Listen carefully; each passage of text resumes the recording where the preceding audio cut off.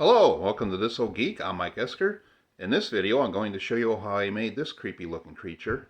I call him Chester the Creepy Grinning Cat Spider. For this project, I combine several different techniques to achieve an effective design. I begin by layering sheets of newspaper and gathering them up to the middle, like so, and I keep adding and taping and building it up until I get the desired shape that I want for each section of the body. For this particular project, I am making 3 sections: the rear, the middle, and the head. I then begin applying the paper mache, which is just strips of newspaper dipped into a mixture of water and flour. I cover each section with about 4 layers, top and bottom. I use this fan to speed up the drying process. Once all the sections are dry, I cut open one of the ends and begin to pull out the insides, which can be a bit of a chore. I pull everything out, making sure that they are completely hollow. I do that to each section. And then when it's time to glue them together, I glued the strip of cardboard in there and hot glued it into the other section, the middle section. I prop up the rear and then glue the head on so I can get the pose that I want. Once the glue is dry, I then turn it over and I tape up any of the openings that it may have. Once I tape up all those holes, I apply a few layers of paper mache to those areas and let it dry. Just as I did for each section, I use about 3 or 4 layers.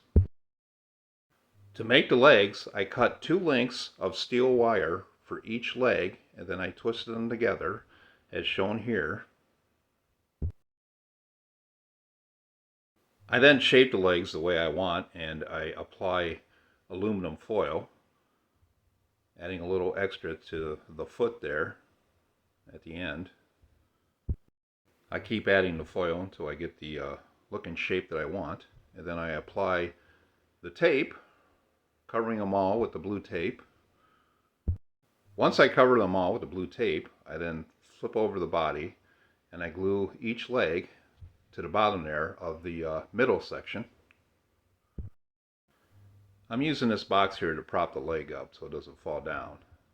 Now be real careful when you're using the hot glue gun, because you can get burned if you're not careful.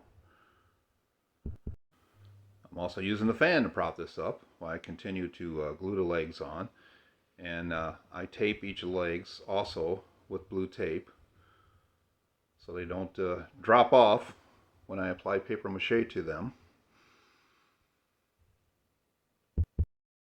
Once again, I do like 3 or 4 layers of paper mache to the bottom there.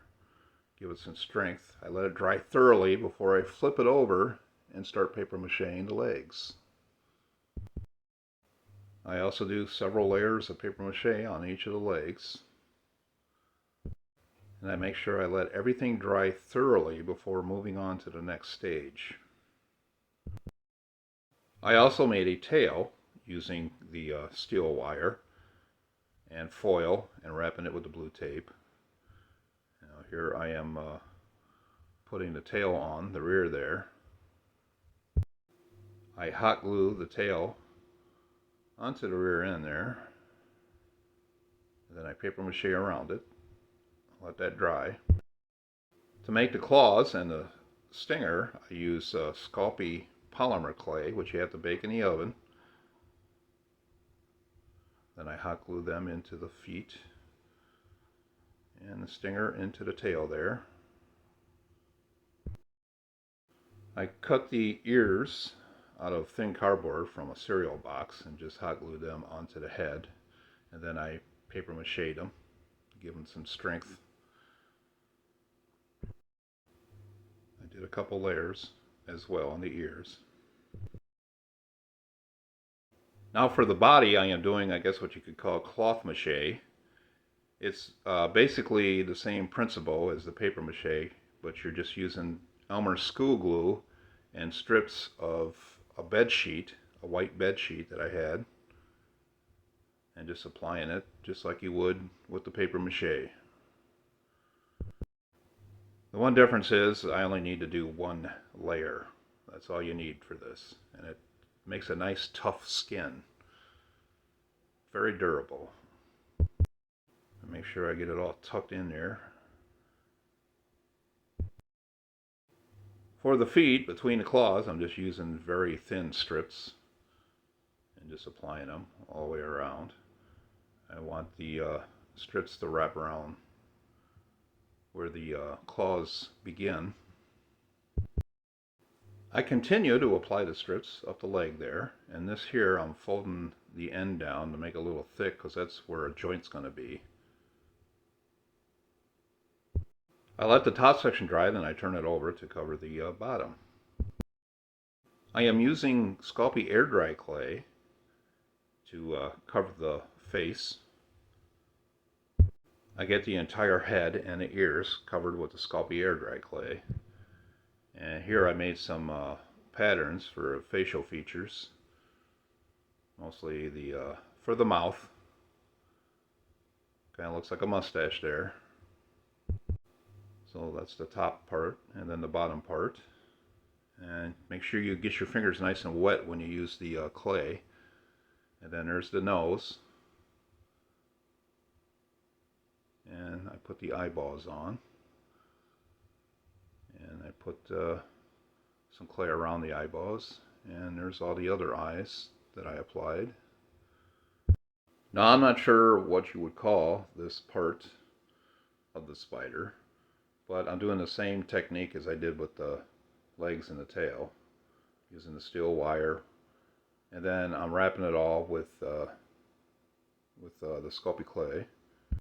Once they dry, I drill holes into the corners of the mouth where I want to put them. I'm not sure what you would call these things. I just thought they would look pretty cool.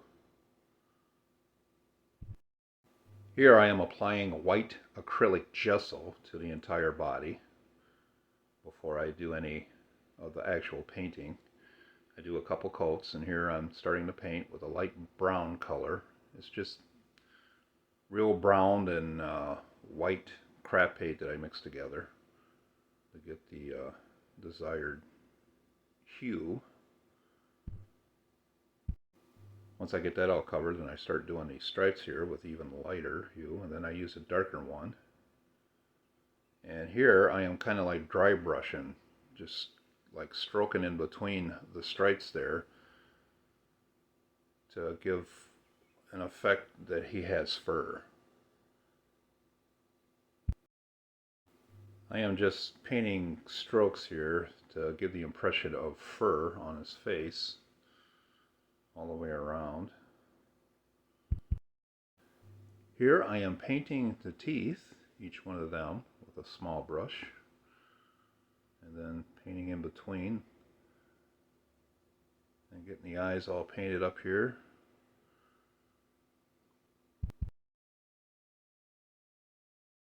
Here I'm just dabbing on some white paint for a little contrast. And there he is, Chester, the creepy grinning cat spider. If you like this video, give it a thumbs up, subscribe to my channel, and have a great day.